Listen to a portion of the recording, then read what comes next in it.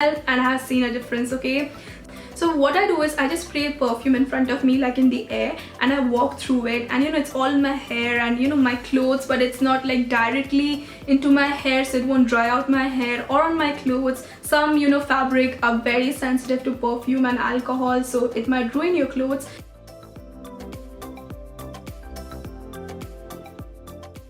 Is to apply perfume on clean, moisturized skin.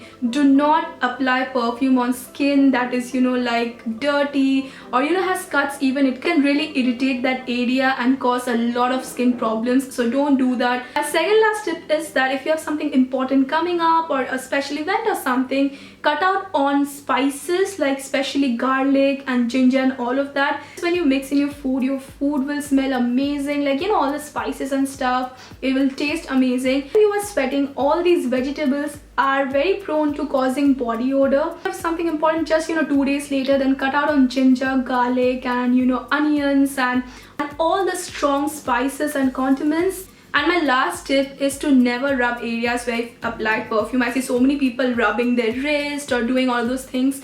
Don't do that. It will break the molecular structure of the perfume and the fragrance won't linger around for a long time. It won't just do the job of a perfume and you will end up thinking that the perfume is bad. So never rub your wrist. It is like a big no-no. Do not do that. That's it. I hope you guys like this video. Please don't forget to like, comment, subscribe and share, and I'll see you guys in my next video. Till take care. I love you all.